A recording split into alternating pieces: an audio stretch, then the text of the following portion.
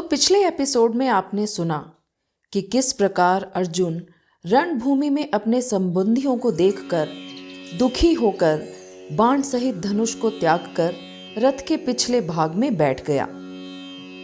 यह कह दुखी पार्थ बेचारा, धनुष बाण तह मही पे डारा। मन अति विकल हे दुख पैठा, रथ में पीछे जाकर बैठा। तो आइए अब गीता के दूसरे अध्याय का श्रवण करते हैं, जिसका शीर्षक है आत्मा का ज्ञान। दुखी दीन अर्जुन अस देखा, झलका नीर नयन की रेखा। हे राजन तब बचन अमोले, मधुसूदन पारत से बोले। संजय बोले, उस प्रकार करुणा से व्याप्त और आंसुओं से पूर्ण तथा व्याकुल नेत्रों वाले शोक युक्त उस अर्जुन के प्रति भगवान मधुसूदन ने यह कहा। अर्जुन असमय में यह मोहा, हुआ कहां से दुख संदोहा। महापुरुषों को जो नहीं भाए, स्वर्ग कीर्ति कुछ नहीं लाए। श्री भगवान बोले, हे अर्जुन, तुझे इस समय में यह मोह किससे प्राप्त हुआ? क्योंकि ना तो यह श्रेष्ठ पुरुषों द्वारा आचरित है, ना ही स्वर्ग प्राप्त करने वाला है और ना ही कीर्ति को करने वाला है। इसलिए हे अर्जुन, नपुंसकता को मत प्राप्त हो, तुझ में यह उचित नहीं जान पड़ती। हृदय की तुच्छ दुर्बलता को त्याग कर युद्ध के लिए खड़ा हो जा। अर्जुन बोले, हे मधुसूदन, मैं रणभूमि में किस प्रकार बाणों से भीष्म पितामह और द्रोणाचार्य के विरुद्ध लड़ूंगा, क्योंकि वे दोनों ही पूजनीय हैं। पूज्य पुरुष गुरुजन बिनु मारे, भिक्षा भोजन श्रेष्ठ हमारे। धनहित धतकर गुरुवर लोका, रुधिर सने क्या भोगू भोगा। इसलिए इन महानुभाव गुरुजनों को मारने की बजाय मैं इस लोक में भिक्षा का अन्न भी खाना कल्याणकारक समझता हूँ, क्योंकि गुरुजनों को तो मारकर भी इस लोक में रुधिर से सने हुए अर्थ और काम रूप भोगों को ही तो भोगूंगा। अर्जुन पहले कहते थे कि मेरे रिश्तेदार हैं, मैं इनसे कैसे लड़ूं। अब वे पराजय की भय की बात करता है। अर्जुन विषाद के यही दो कारण हैं, मोह और भय। ये दोनों ही दुख के कारण हैं और उनकी समाप्ति आत्मज्ञान से ही होती है। यह ब्रह्म ज्ञान ही गीता का प्रमुख लक्ष्य है। अनेक वर्णों तक साथ रहने पर भी आज ही अर्जुन ने स्वयं को शिष्य और कृष्ण को गुरु स्वीकार किया है। संसार से निराश, भयभीत और कंपायमान व्यक्ति ही प्राय गुरु की शरण में जाता है। यहाँ यह भी उल्लेखनीय है कि अर्जुन बलराम की सगी बहन सुभद्रा के पति थे, अतः दोनों का संबंध भी साले बहनोई का था। परंतु किसी से आत्मज्ञान प्राप्त करना हो तो रिश्तेदारी अलग रखकर शिष्य भाव से समर्पण करना पड़ता है, जैसा अर्जुन ने किया। अपने इसी समर्पण भाव तथा सोचने के योग्य अवस्था को अधिक पुष्ट करते हैं। आत्मज्ञान के अधिकारी व्यक्ति में कुछ वैराग्य भावना पहले से ही उत्पन्न हो जाती है। तभी तो अर्जुन कह रहे हैं कि देवराज इंद्र के समान धन दौलत और राजपाट प्राप्त करके भी व्यक्ति को सुख नहीं मिलता, क्योंकि उसे अपने संबंधियों के मरने का भय और चिंता हमेशा सताती रहती है।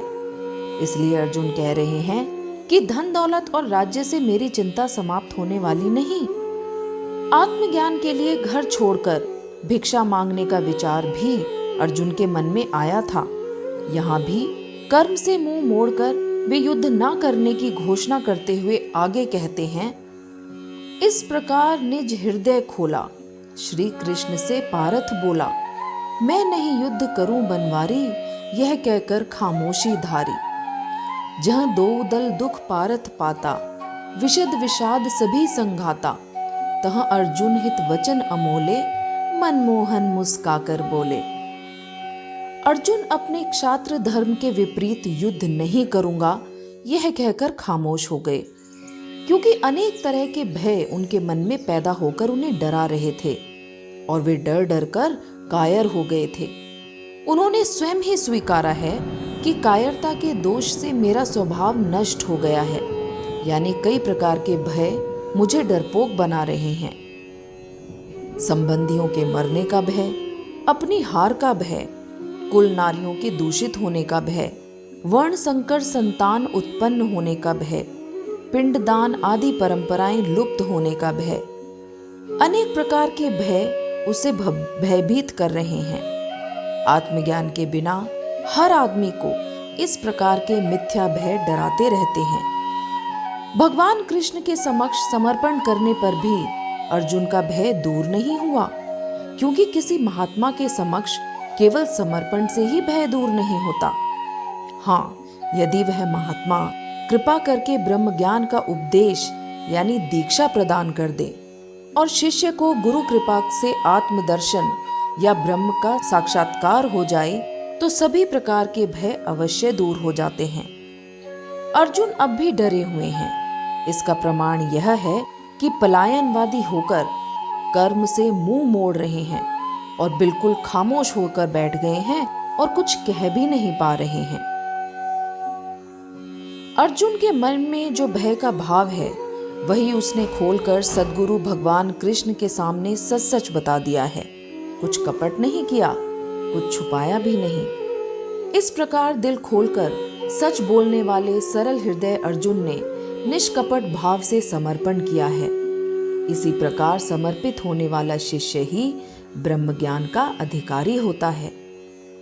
अर्जुन का यही भाव देखकर भगवान कृष्ण ने उन्हें ब्रह्म ज्ञान की दीक्षा दी, जिसकी चर्चा गीता के अगले श्लोकों में है।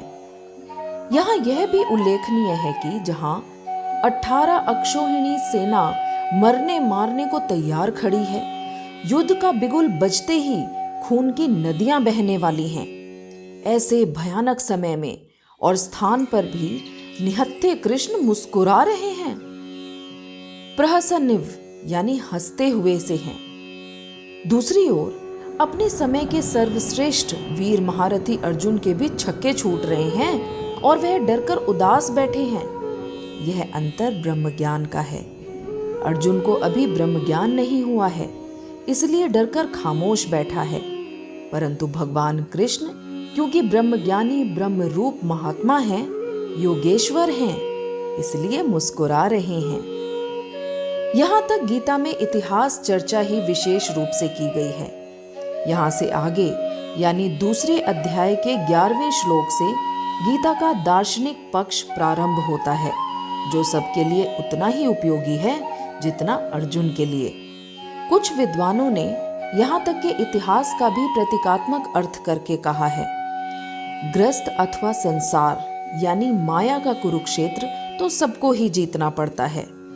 मोह यानी धृतराष्ट्र का पुत्र लोभ, कपट यानी शकुनी, अहंकार यानी दुशासन आदि से सबका पाला पड़ता है। अगर अर्जुन की तरह अपने जीवन रथ की डोर गुरु को सौंप दें तो जीत निश्चित हो जाती है और कर्म करता हुआ मनुष्य भी ब्रह्म ज्ञान प्राप्त कर जीवन मुक्ति को उपलब्ध कर लेता है। अगले श्लोक से गीता ज्ञान शुरू होता है, जो आप सभी को एकाग्र मनोयोग से सुनना चाहिए, क्योंकि मुदिता महात्माओं का गुण है और वे सदैव प्रसन्न रहते हैं। अपने समय के सद्गुरु युगावतार भगवान कृष्ण भी ब्रह्म ज्ञान की भूमिका आरंभ करते हुए मुस्कुराते हुए अर्जुन से कहते हैं, अशोक शोकप्रद तूने जाना, बोले बचन मनहु विद्वाना, जो जग जीवित अथवा मरते, ज्ञानी उनका शोक न करते। जो चिंता करने योग्य नहीं, उनकी भी तो चिंता करता है और बातें ऐसी करता है जैसे बड़ा तत्वज्ञानी हो। ना जीवितों के लिए और ना मृतकों के लिए ज्ञानवान व्यक्ति तो किसी के लिए भी सोच यानी कि चिंता नहीं करते। अर्जुन क्योंकि धर्म कर्म की बातें कर रहा था, इसलिए भगवान ने कहा कि बोल तो पंडितों जैसे बोलता है और वास्तविक धर्म कर्म का तुझे पता ही नहीं। सद्गुरु को समर्पण भी कर दिया है और युद्ध ना करने का निर्णय भी खुद ही ले लिया। ऐसा नहीं कि तू, मैं और ये राजा लोग पहले नहीं थे या आगे नहीं होंगे। हम सब पहले भी थे और आगे भी हमेशा रहेंगे, क्योंकि सब आत्मा हैं शरीर नहीं। शरीरों के बदलने से आत्मा नहीं मरती, जैसे कपड़े के बदलने से व्यक्ति नहीं बदल जाता और आभूषण के टूटने से सोना खत्म नहीं होता। इसी प्रकार हम सब आत्मा रूप से पहले भी थे, अब भी हैं और आगे भी रहेंगे। जैसे जीव रहे तन माहिन, बालक युवा वृद्ध हो ताहि, तैसे ही अन्य देह यह पाए, धैर्यवान नर नहीं घबराए। जैसे जीवात्मा के इस शरीर में बचपन, जवानी और बुढ़ापा होते हैं, वैसे ही दूसरे शरीर की प्राप्ति होती है, जिसमें धीर पुरुष मोहित नहीं होता। हे कुंती पुत्र, सर्दी, गर्मी, सुख दुख देने वाली इंद्रियों और विषयों के संयोग तो आने जाने वाले और नाशवान हैं, अतः तू सहन कर। इंद्रिय विषय योग सुन भाई, गरम सरद सम सुख दुखदाई, नाशवान क्षण भंगुर सारे, सहन करो तुम पारथ प्यारे। आइए इंद्रियों और उनके विषयों के बारे में जानते हैं। कान का विषय है शब्द, जो कि आकाश का गुण है। त्वचा का विषय है स्पर्श, जो कि वायु का गुण है। आंख का विषय है रूप, जो कि अग्नि का गुण है। जीभ का विषय है रस, जो कि जल का गुण है। और नाक का विषय है गंध, जो कि पृथ्वी का गुण है। इंद्रियां और उनके विषयों के संयोग सारे ही सुख दुख और सर्दी गर्मी देने वाले हैं, और ये सब प्रकृति यानी माया के कार्य हैं, अतः नाशवान हैं। महापुरुष इनमें लिप्त नहीं होते, असंग रहकर इन्हें सहन करते हैं। इन्हें सहन करने से क्या फल प्राप्त होगा, यह अगले श्लोक में बताते हैं। दुख सुख सम नहीं धीरज खोवे, विषयों से पीड़ित नहीं होवे, वही मोक्ष अधिकारी प्यारे, नरपुंगव सुन बचन हमारे। क्योंकि हे श्रेष्ठ पुरुष अर्जुन, सुख दुख को समान समझने वाले जिस धीर व्यक्ति को ये इंद्रियां और उनके विषय व्याकुल नहीं करते, वह मोक्ष के योग्य होता है, अर्थात उसे ब्रह्म ज्ञान की दीक्षा देकर जीवन मुक्त किया जा सकता है। असत यानी मिथ्या वस्तु की सत्ता नहीं, और सत्य यानी आत्म तत्व का कभी अभाव नहीं। इस प्रकार इन दोनों का ही भेद ज्ञानवान महापुरुषों द्वारा देखा गया है।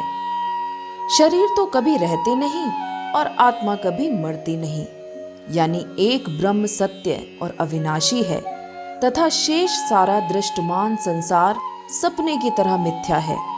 यह जानना ही इसका भेद जानना है। महापुरुष इसका सदा अनुभव करते रहते हैं। अविनाशी तो उसको जानो, व्याप्त जिससे सकल जहानो, इस अव्य का नाशनहारा, कोई नहीं समर्थ संसारा। नाश रहित तो तू उसको जान, जिससे यह सारा ब्रह्मांड व्याप्त है। इस अविनाशी का नाश करने में कोई समर्थ नहीं। नाशवान ये सकल शरीरा, अविनाशी एक चेतन धीरा, इसी एक का सकल पसारा, युद्ध करो हे कुंती कुमारा। इस अविनाशी अतर्क सदा रहने वाली जीवात्मा के ये सारे शरीर नाशवान कहे गए हैं। अतः हे भरतवंशी अर्जुन, तू युद्ध कर, अर्थात अपने कर्तव्य कर्म का त्याग मत कर। जो इस आत्मा को मरने वाला या मारने वाला समझता है, वे दोनों ही नहीं जानते, क्योंकि ना यह मारता है और ना मारा जाता है। यह आत्मा किसी काल में ना तो जन्मता है और ना मरता ही है, ना यह उत्पन्न होकर फिर होने वाला है, क्योंकि यह अजन्मा, नित्य, सनातन और पुरातन है। शरीर के मारे जाने पर भी यह नहीं मारा जाता। हे अर्जुन, जो इस आत्मा को अविनाशी, नित्य, अजन्मा या अव्यय यानी अपरिवर्तनशील जानता है, वह व्यक्ति कैसे किसको मरवाता है या कैसे मारता है? जैसे मनुष्य पुराने वस्त्रों को उतारकर दूसरे नए वस्त्र पहन लेता है, वैसे ही जीवात्मा पुराने शरीरों को छोड़कर नए शरीरों को प्राप्त होता है। जिमि जंजीरन वसन उतारे, नए अन्य वस्त्र फिर धारे, तैसे तज जीव जीर्ण सजीरा, जैसे माता बच्चे को पुराने कपड़े उतारकर जब नए पहनाती है तो कई अज्ञानी बच्चे रोने लगते हैं, परंतु माता बच्चे की भलाई के लिए उसके रोने की परवाह किए बिना ही उसके कपड़े बदल देती है। ऐसे ही अज्ञानी के रोने पर भी भगवान भलाई हेतु शरीर बदल देते हैं। ज्ञानी तो इस स्थिति में रोते ही नहीं।